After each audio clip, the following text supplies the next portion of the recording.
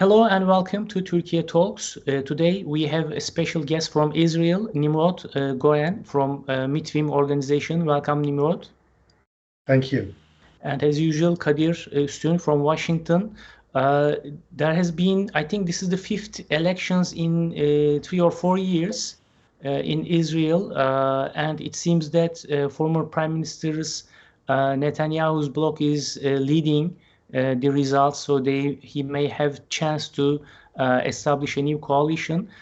First of all, can you talk a little bit about these election results? How come again Netanyahu is leading, and is this going to be the case in coming years? The rising right wing in Israel still seems strong.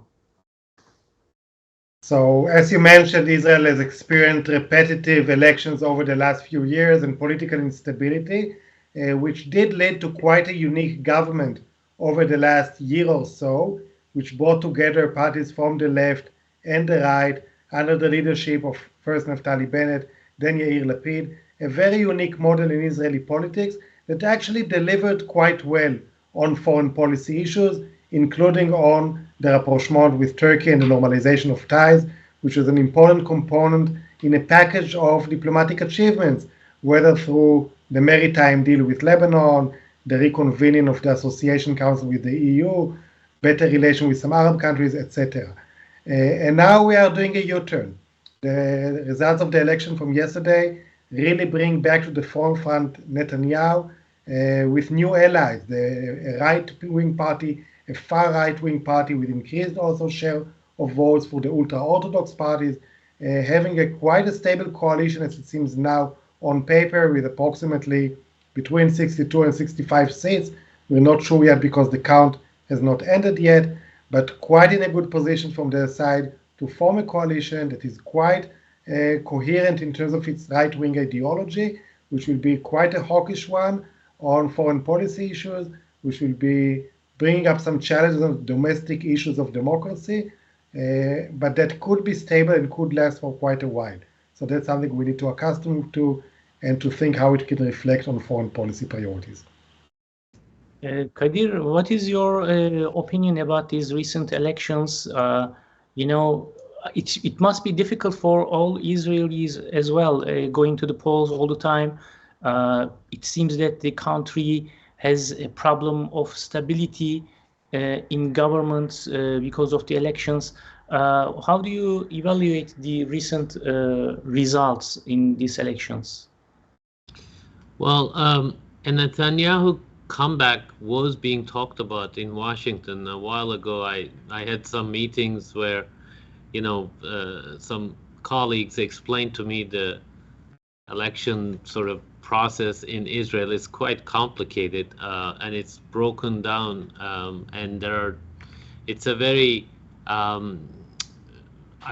think it's composed of very small battles, right, for every seat. So Netanyahu knows the system really well. He's been prime minister 5 times since mid-90s, and so some sort of comeback was being talked about, but Nimrod can maybe tell us more about the nature of that comeback, how big that comeback is. And of course, you both mentioned Israeli politics has been moving to the right for a long time now, for several decades. And now it seems like the Itamar Ben-Gvir, the leader of the Jewish Power Party, he's going to take it to a new extreme. And what this means for the Israeli-Palestinian conflict, and then what it means for the region, of course, these are issues we need to talk about and ask someone who knows this really well. Nimrod, how was this? How did this comeback happen?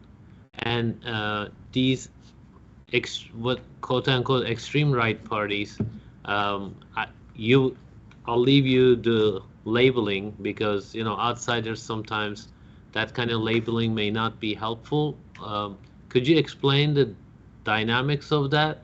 I think overall, Bora, you asked, but I think this is very important. We could go to another round of,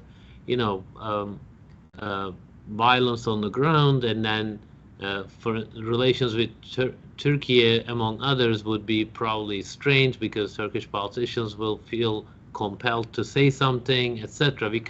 We might go back to that dynamic after this year and a half of calm relations and full restoration of relations with Israel. But Nimrod, maybe elections and these extreme right groups, can you talk about them? Yeah, so the result was quite in contrast to the much more equal anticipation by the polls a few days ahead of the elections. So people did not think that Netanyahu could reach such a majority, and there was a fair chance of actually Lapid forming a bloc that will not enable Netanyahu to form a government. The reasons why eventually the results were different could be traced to processes that took place both within the ruling coalition and within the opposition. Within the coalition led by Lapid, the biggest problem was that there was no coordination between the different parties in maximizing their political power. So if you look at the election results from yesterday and you count votes in absolute numbers, you see almost an equal share of votes between those parties supporting Netanyahu and those opposing him.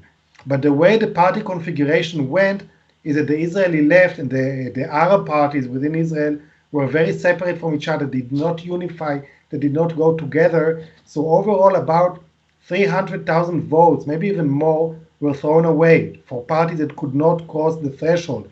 And these include Meretz, which is a traditional pro-peace left-wing party that has been in the recent government and for the first time in 30 years did not enter parliament, plus another one of the Arab parties that didn't cross the threshold. So those parties lost a lot of votes on one side. There was no coordination between the party well enough when they set out their list for the elections. On the other side, on the right-wing bloc, there was an increase in the turnout, so more people went out to vote, partly because of that party you mentioned for Itamar Ben-Gvir and Bezalel Smotrich, which managed to ignite and bring out of their homes people who were kind of out of the political game. They showed something that was perceived as more authentic, that goes against the system, and they managed to mobilize right-wing voters that otherwise may have not go to vote for Netanyahu. Plus the religious party that also managed to mobilize their supporters in a bit higher rates than they did before. So those two factors, what happened on the right wing, that new voters came out, first-time voters as well, and what happened on the left, together led us to the results that we got. Can I ask two more very specific questions? So you mentioned that Arab parties aren't united, and then there's this threshold, 3.5%, and I believe two parties might fail to go above that threshold, and that will throw out some 700,000 votes, like you mentioned. But I thought that, or this colleague was explaining to me that Netanyahu actually wanted to lower this threshold. What is the deal with that, if you could explain? And then the turnout of the right, extreme right, how does it work with all this, these investigations against Netanyahu? Is that not causing him much damage? People are still rallying behind him. How does it work, do you think? If you could explain, that would be great. So the threshold is 3.25%. It was raised actually a few years ago through an initiative by right-wing politician Avigdor Lieberman, who used to be an ally of Netanyahu and then joined the anti-Netanyahu camp. So the anti-Netanyahu camp does have very clear right-wing ideology, and Lieberman did so in the past in order to prevent some of the Arab lists to pass the threshold. And the counter-reaction to that by the Arab list was to form a joint list, what was called the Arab Joint List, which brought together 3 or maybe even 4 Arab parties with very different ideologies who went together and ran to the polls and got quite good achievements. But over time, those unity between the parties was eroded, and eventually internal division led them to run separately this time. So there were concerns also in the Lapid camp about maybe taking the threshold a bit down to enable more parties to pass, but eventually did not go through in the Knesset. It was not pushed to legislation. It did not happen. So threshold was the same. In terms of the Netanyahu legal situation, I think that's one of the concerns of the comeback, because Netanyahu in the past, usually when he formed governments, he tried to bring in a more moderate coalition partner. So if you look at past tenders and times of Netanyahu as prime minister, you would see him not being the most moderate, or he would bring someone else. But that was because the considerations were a bit different at the time. It was about face saving, it was about positioning, it was about getting along with the international community and projecting something more moderate domestically. Currently, one of the motivations of Netanyahu is to get out of the very complicated legal situation that he is in which he is basically going to court every now and then. And for that to happen, you need to find coalition partners that are willing to play along with him in changing the legal system in a way that will enable him more freedom in that regard. And the more moderate parties are not playing along with that, so the coalition partner that he has is the far-right party of Itamar Ben-Gvir and Bezalel Smotrich, the voters of which are not very concerned about the trial. Okay, so Netanyahu still has his chunk of 30 seats, about 25% of the electorate. He keeps on the same size, more or less, of turnout. But he managed to bring all these new voters to the right of him, for which the legal concern is not a major issue. Mm-hmm. And they think it's all about framing, that it's not a real case, it's the state elites that have pulled something against Netanyahu, and it's time to take back control over them. So that's a story, that's a narrative that brought out all these voters to vote for such a party. Well, I'll go a little bit deeper. In 1999, my first visit to Israel was the elections in May, in which Ehud Barak defeated Netanyahu, 1999. And at that time, I remember that the main subject of the elections was negotiations, peace talks, and Barak won with a ticket which he promised peace with Syria, with Palestinians and everything. Then I covered as a journalist many Israeli elections, and always there was a big story behind it. I mean, there was a certain subject which people voted for. I remember also, I think in 2004 or 5, it was Ariel Sharon who left his party, Likud, and he established Kadima in order to implement his disengagement plan.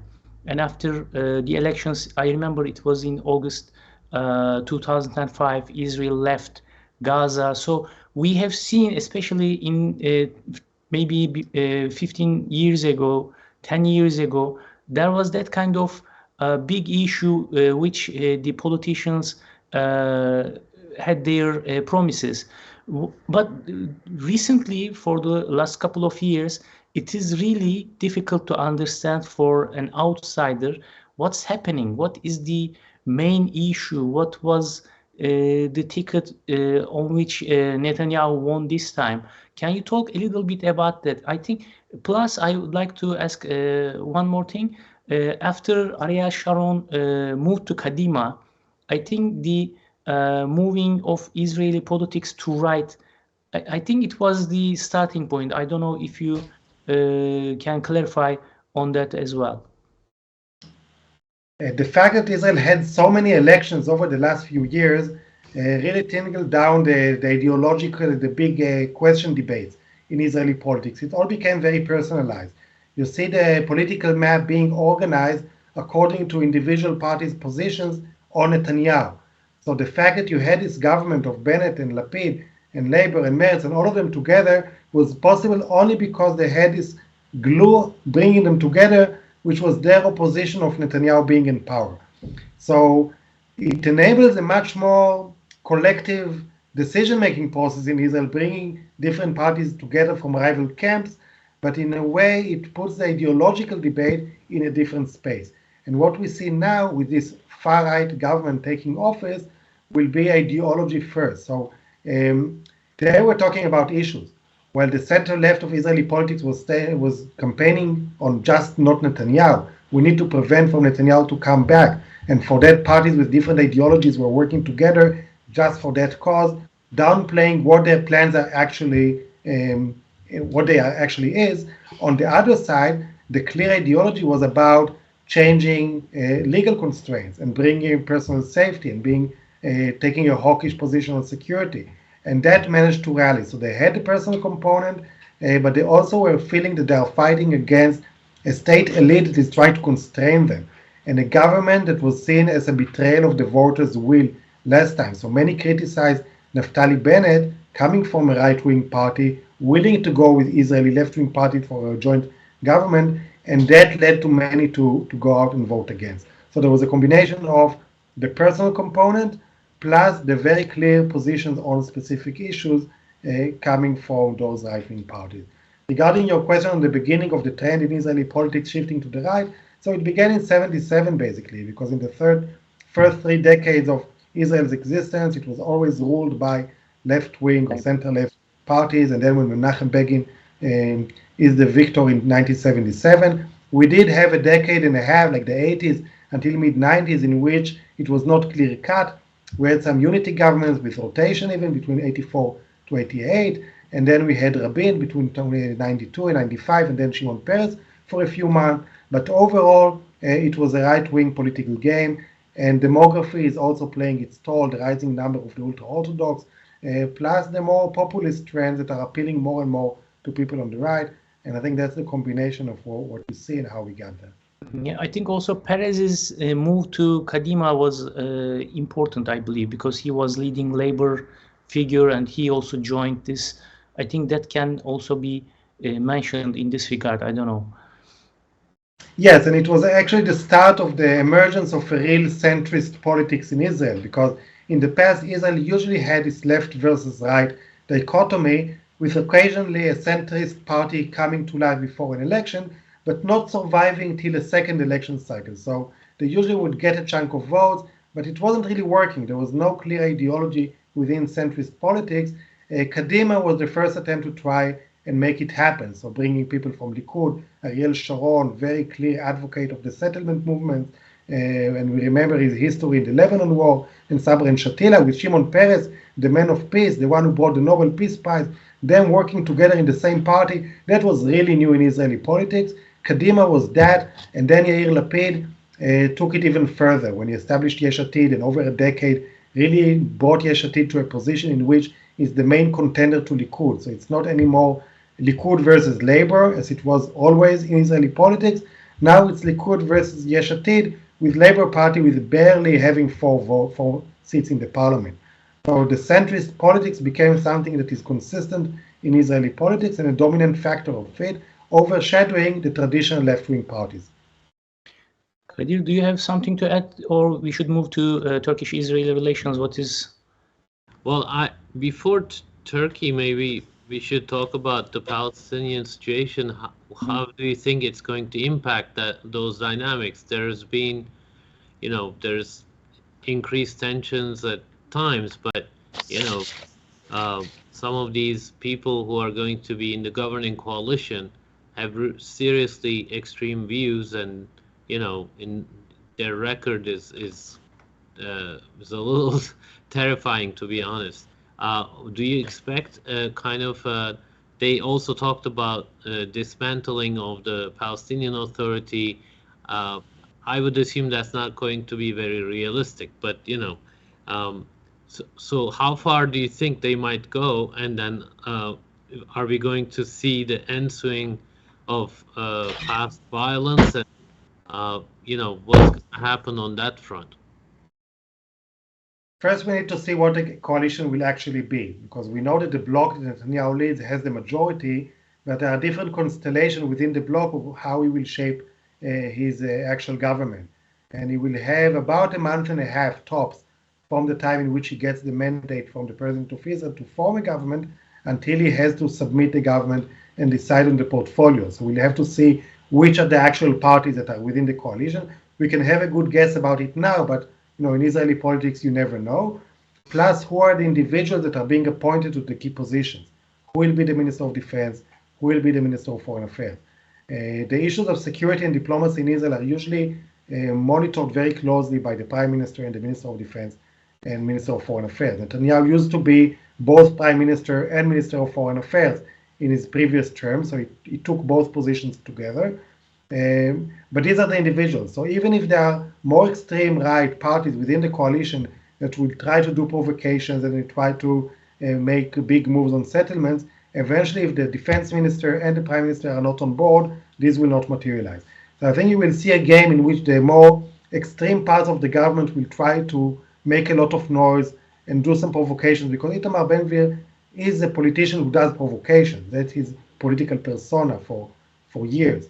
So he will continue to that. Netanyahu will probably try to limit, try to balance as much as he can from within his ideological position of the right wing. So it's not a moderate position, but he will try to find the balance in which he does not jeopardize key international relations that Israel has, that he does not lead Israel into a security escalation that usually Netanyahu did not want to go to, but also maintaining his coalition. And that's the balance that he will try to have. We saw him in the past play with the idea of annexation of the West Bank and backing off from that in light of international pressure and domestic debate that wasn't so receptive to that.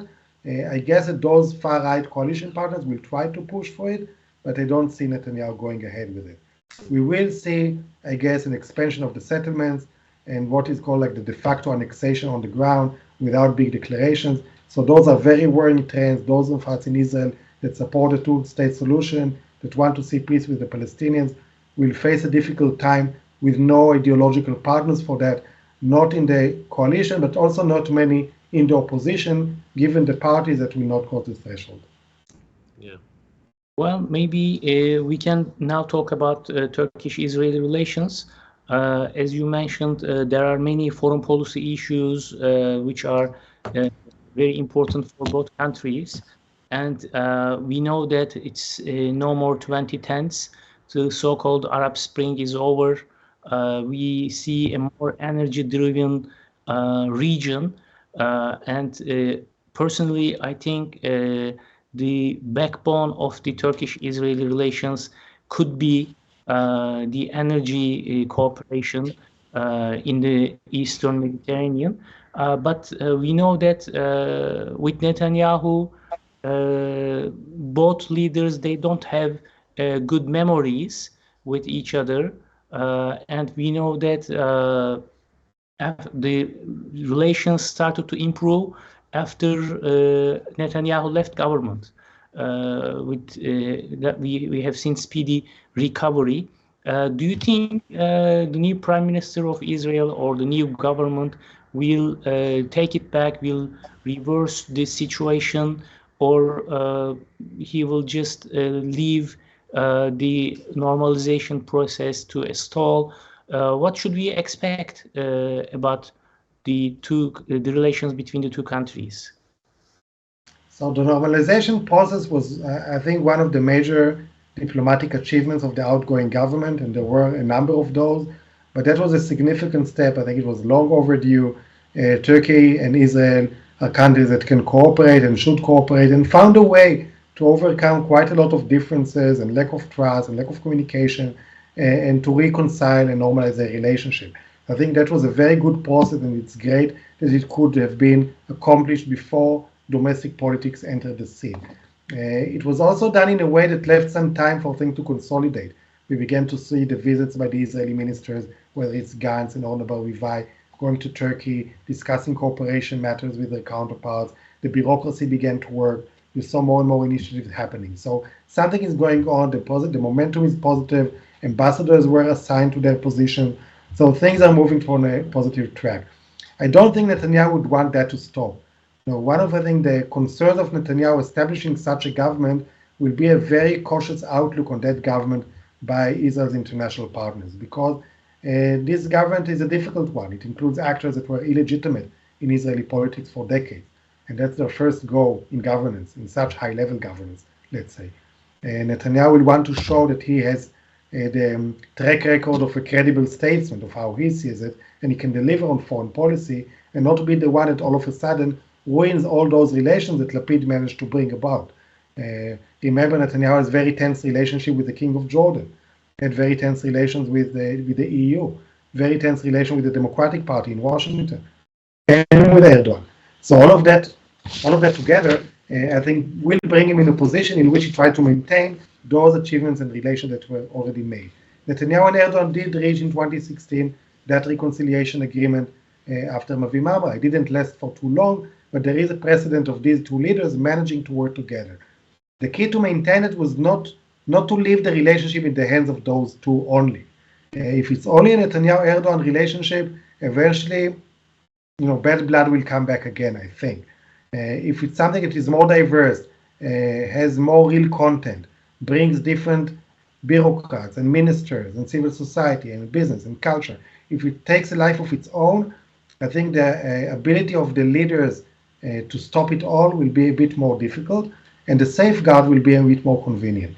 So we need both to develop those content issues, but also to define mechanisms in which dialogue could take place, even when there are concrete differences on policy issues, like will happen. And it could happen from Gaza, it could happen around Jerusalem, it could happen around other issues. Eventually, there will be a point, I think, when the friction between Israel and Turkey on the Palestinian issue will come back to the table. The question is, how will that be handled, and if it will be handled differently than in 2018, let's say.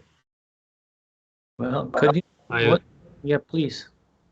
Yeah, I would agree with that. I don't think Netanyahu would be in a rush to try to reverse the trend of normalization, because he was during Trump he normalized with a number of Arab countries. Next big prize for him would be probably to normalize with Saudi Arabia. I don't know whether that could happen anytime soon, but I think these kind of regional initiatives also hinge upon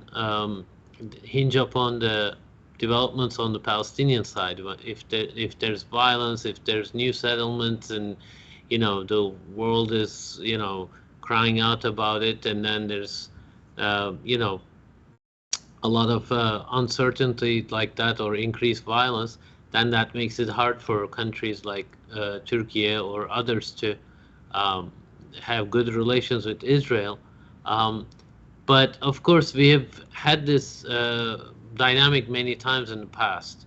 So like Nimrog is saying, if the relationship between Turkey and Israel, the economic relations have continued, and civil society, tourism, etc., those are continuing.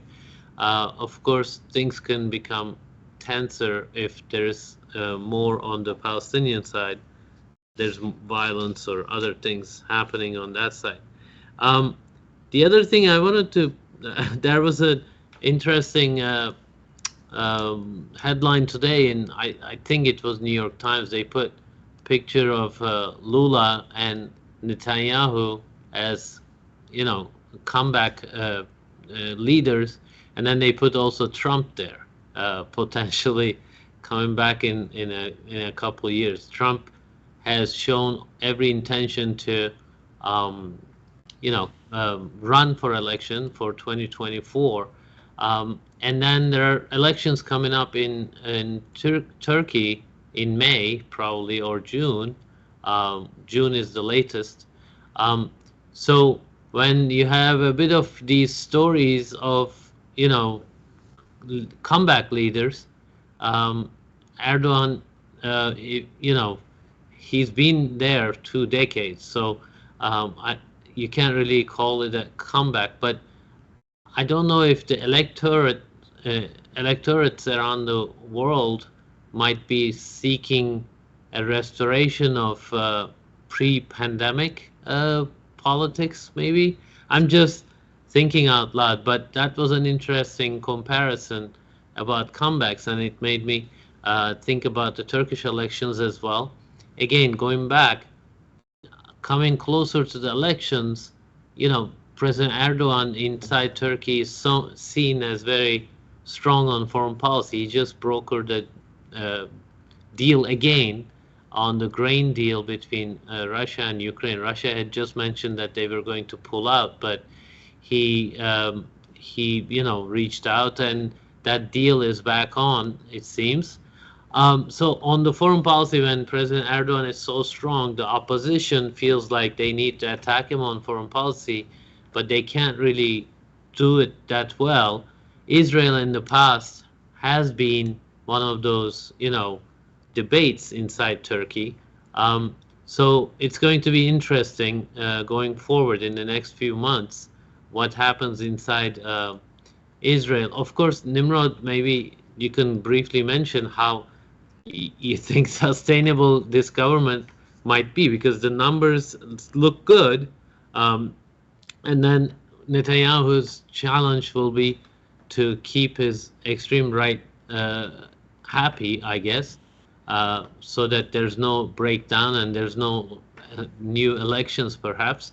He will probably want to keep that coalition undisturbed, but looking at the past, you never know, things might change, etc. So I think there is that dynamic, and then it's going to be interesting to see the Biden-Netanyahu dynamic. Netanyahu over the years has come to a very sort of, let's say, populist point in terms of his politics. He moved to the right. He kept right happy, but in his relations with Washington, he hasn't been very, let's say, careful. He's become more partisan. He made Israel issue a more partisan issue. He approached the Republicans, and he openly sort of, advocated against Obama, let's say, or took positions that embarrassed Democratic political leaders in Washington. So that's the other dynamic that's going to be very interesting, I think, how Biden administration deals with Netanyahu if they keep announcing these settlements and things flare up on the ground. That's going to be interesting. So that's kind of what I see, Bora.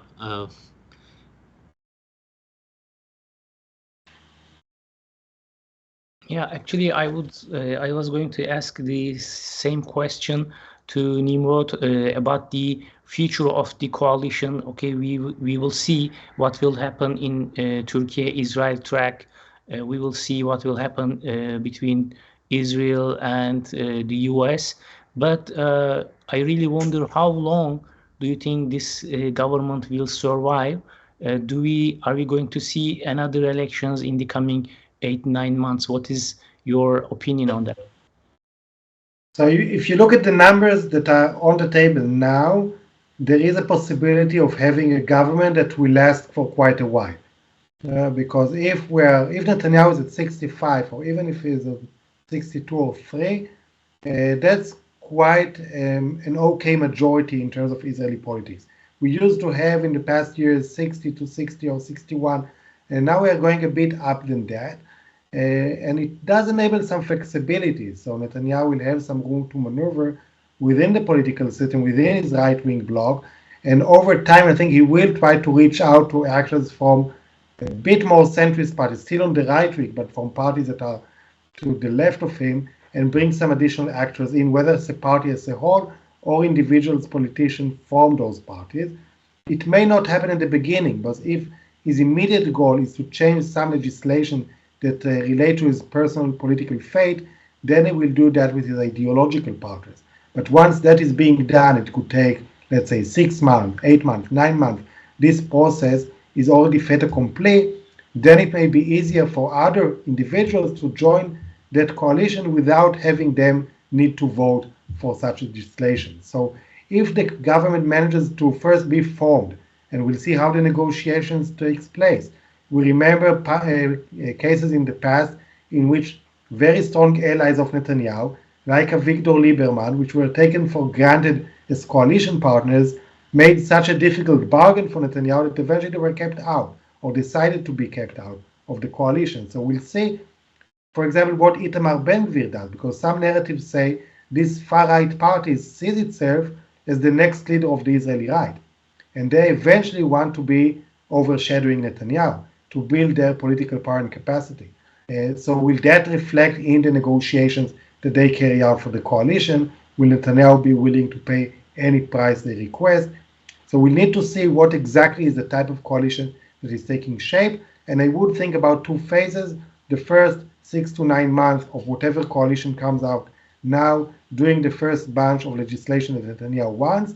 And then after that, an attempt to more stabilize, a bit more moderate slightly the government for the sake of international positioning by Netanyahu. That's what I foresee. Yeah. So we will be following what's going on in Israel. Nimrog, Goren, thank you so much for joining us, the head of Mitvim organization. It's my pleasure. Thank you for having me, and I look forward to continuing this conversation. Thank you. Thank you, Kadir. So hope to see you next time.